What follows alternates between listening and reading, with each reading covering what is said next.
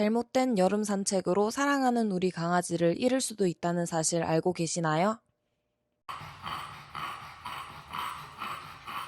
요즘 날씨 정말 덥죠. 집에 에어컨 27도로 24시간 틀어놓기는 하지만 하루 종일 시원한 집 안에만 갇혀있는 아이를 보면 너무 심심해 보여서 마음이 참 쓰이실 거예요.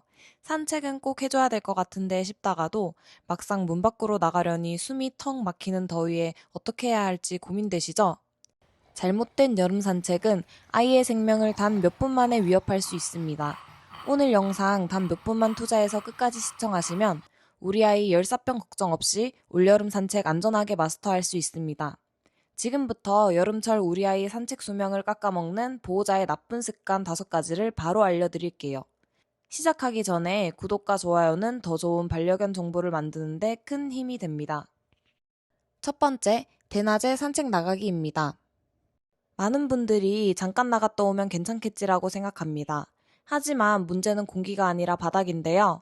아스팔트 온도는 기온보다 15에서 20도 정도 이상 높아질 수 있고 햇볕을 오래 받은 검은 도로는 그보다 더 뜨거워질 수도 있습니다.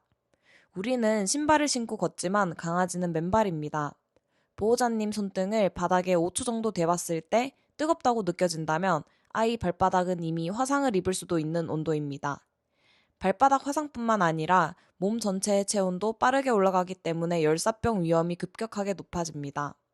기온이 32도를 넘는 폭염이라면 건강한 아이도 안심할 수 없습니다. 가능하면 오전 6시에서 9시 사이 또는 해가 진 7시 이후에 산책하는 습관을 들여주세요. 두 번째는 빈손으로 산책 나가기입니다. 금방 다녀올 건데 이 말이 가장 위험합니다. 짧게 나간 산책일수록 준비를 안 하는 경우가 많은데요. 하지만 아이는 더위를 느끼기 시작하면 생각보다 빠르게 탈수 상태가 올 수 있습니다. 그래서 휴대용 물병은 선택이 아니라 필수입니다. 그리고 설채연 수의사님께서도 추천하신 것이 하나 있는데요. 바로 물에 적신 작은 손수건입니다.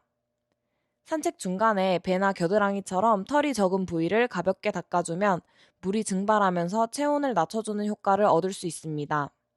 무겁지도 않고 가방에 하나 넣어두면 정말 큰 도움이 됩니다. 세 번째는 아이가 보내는 위험 신호를 무시하기입니다. 강아지는 보호자와 함께 걷는 걸 정말 좋아합니다. 그래서 힘들어도 참고 따라오는 경우가 많습니다. 그래서 보호자가 먼저 눈치를 채야 하는데요.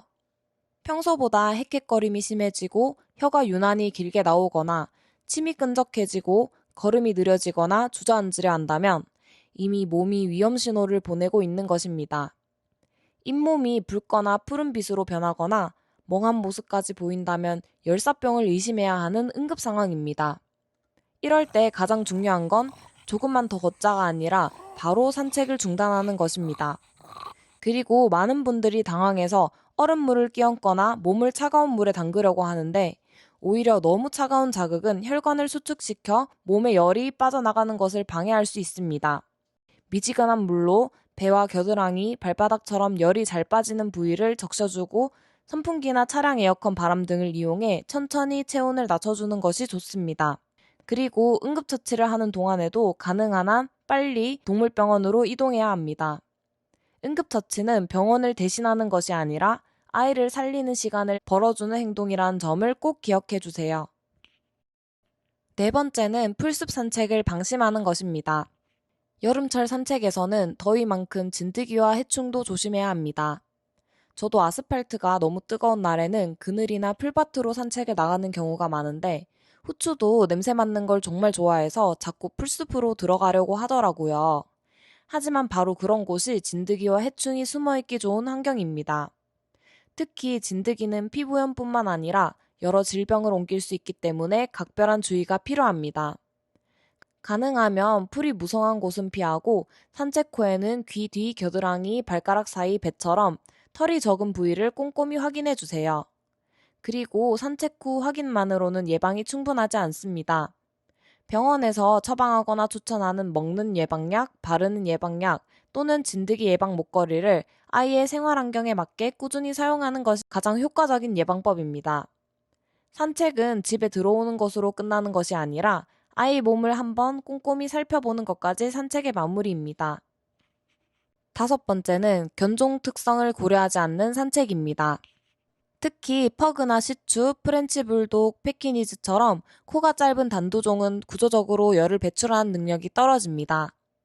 또 비만인 아이들도 체온이 훨씬 빠르게 올라갑니다. 그래서 다른 강아지가 30분 산책한다고 해서 우리 아이도 똑같이 해야 하는 것은 아닌데요. 오히려 5분에서 10분 정도씩 짧게 여러 번 나가는 것이 훨씬 안전합니다. 그리고 정말 더운 날에는 산책을 억지로 하는 것보다 실내 놀이로 에너지를 풀어주는 것이 더 좋은 선택일 수 있습니다.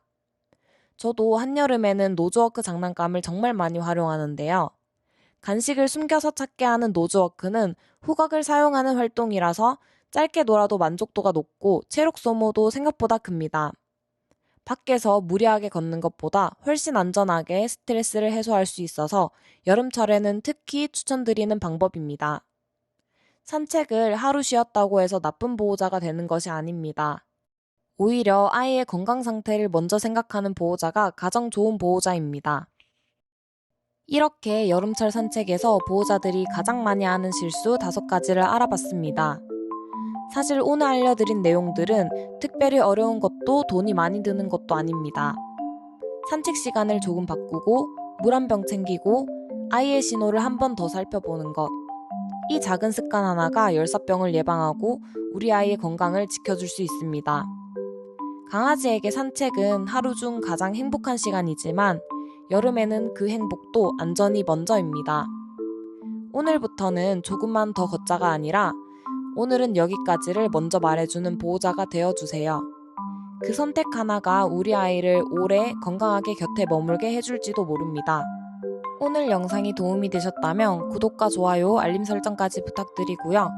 다음에도 우리 아이들과 건강하게 오래 함께 할 수 있는 유익한 정보로 찾아오겠습니다. 시청해주셔서 감사합니다.